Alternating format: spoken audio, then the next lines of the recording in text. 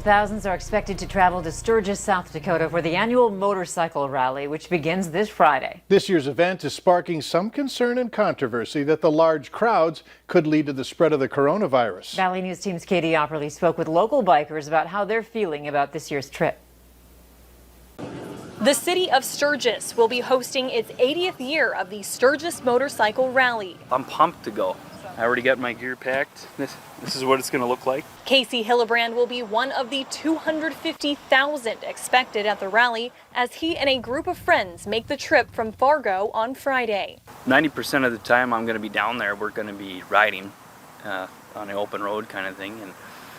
And 10% is just catching up with old friends, making new ones, and having a good time.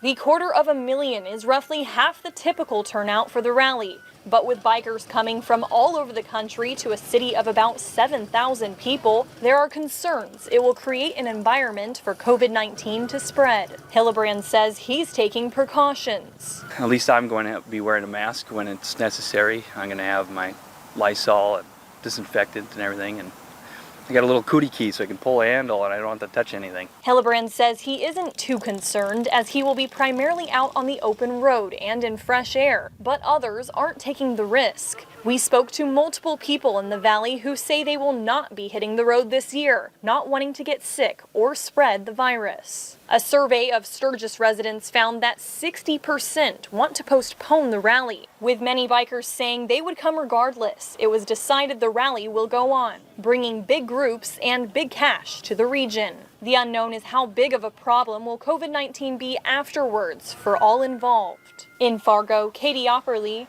Valley News Live. The city of Sturgis is expected to do a mass testing event after the rally to see if the community was impacted by the virus. Fargo Public Schools is asking for input to address special education and its reentry plans. They've sent out information when it comes to special needs students. They're asking parents to watch a presentation and fill out a survey. You can find a link to both of on the plan on our VNL News app. The Fargo School District's Smart Restart Plan is making sure students both in and out of the classroom will be able to eat. The plan outlines how breakfast and lunch will be served on the same paid, reduced, or free lunch status as before the pandemic. If elementary students are able to return to school this fall, K through second grade will eat in the lunchroom, with grades 3 through 5 eating in their classrooms. Secondary students will be served in the cafeteria but will sit socially distanced. For students who enroll in the virtual academy, there will be one location for them to pick up their meals through a pre-order system. If schools are in level 3 hybrid, students will be given meals at school prior to leaving for the days they're learning at home.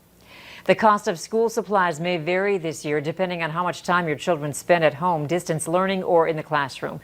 With face masks expected to be mandatory, both large and small school districts are adding them to the school supply list. That's the case in Fargo. Also, Midco has been working on contacting families who applied for their free internet last spring, making them aware of 2 lower cost options. If those don't work, families should talk to school administrators to explore other avenues. Childhood hunger is always going to be a big priority for us. We're going to continue to do all we can to feed those in need. Sparklight says they're extending access to free public Wi-Fi hotspots through the end of the year. Students are pushing back against a fee that some Minnesota State College System colleges are imposing for online classes. Administrators are switching classes from face-to-face to online to stop the spread of COVID-19. At MSU Moorhead, it costs an extra 12 cents per credit for an online class compared to in-person.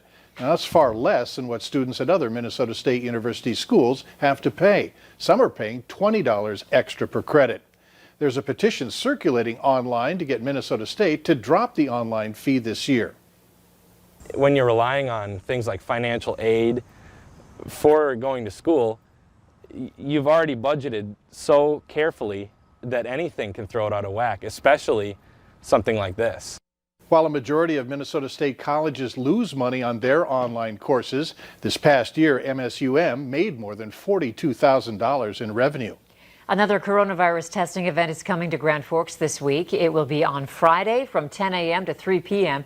at UND's High Performance Center. You must register before the event at this website right there on your screen. And we have updated numbers for COVID-19. North Dakota is reporting 127 new cases. The daily positivity rate is listed at 2.7%. Meanwhile, in Minnesota, 622 new cases have been confirmed. For a full breakdown of the numbers, log on to our website at valleynewslive.com. Wearing a mask raises some challenges for communication, especially for the hearing impaired. David Schumann shows us how we can understand each other better. I want people to know that I have more difficulty hearing than regular people. Paul Nye says he lost some of his hearing from working for years in loud kitchens. We have fans and hoods and pots and pans banging around. Wearing masks has made it extra tough on him to communicate with his coworkers. His hearing aid helps with the volume, but so much else gets lost. You can't tell people's tone or their mood, and we rely more on facial expressions than we do voice. Dr. Dave Fabry has studied and worked in hearing science for decades. He says there are 3 ways COVID safety measures impede communication. 1, social distancing puts us at least twice as far apart as usual. 2, the masks can muffle what we're saying. The reduction specifically for those higher pitch sounds like shh. And 3, they prevent the other person from seeing our mouths, something Paul specifically grapples with. Especially in louder environments, so not having that ability to lip read, it really makes it a little bit more difficult to hear. Dr. Fabry has ways to improve your masked communication. Raise the level of your voice a little bit. Speak a little more slowly than you might. And if someone is having difficulty hearing you, rather than simply repeating the words exactly as you said, try rephrasing. Behavioral changes like this many of us may have to start thinking about now. Paul's dealt with for years. He's got this. You just tell people to speak louder, and it becomes more natural as you do it more and more. A 22-year-old man who worked at a nonprofit that helps people with disabilities is in jail for sexually abusing a 7-year-old girl with autism. Michael Hunt Walters is accused of sexually assaulting the child in November of 2019. He worked for the Ann Carlson Center in Jamestown. Hunt Walters denies hurting the girl. Meanwhile, the Ann Carlson Center in Jamestown sent us a statement tonight. It reads, in part, "Our hearts hurt for the child and family involved in this terrible situation. We were shocked by these allegations and take them very seriously. In the strongest terms possible, we denounce any actions which could harm a child in any way." The pandemic has affected health and car insurance. With fewer drivers on the road, fewer traffic accidents are being reported. Some car insurance companies are offering refunds to customers. With health insurance, nothing has changed. Despite a drastic decline in routine medical visits and non-emergency surgeries, health insurance premiums are remaining stable. The last thing we want to do is say give a premium refund, have a bunch of people go into go get their elective care surgeries done or go back to their normal doctoring, and then all of a sudden have to do a big rate increase to cover that when we just gave money back. He says they're working with medical insurance carriers in the state in case there's a potential spike in claims following the pandemic. Hurricane Isaias is expected to push ashore into the Carolinas late tonight or early tomorrow morning. It's coming on into the area of Myrtle Beach, South Carolina.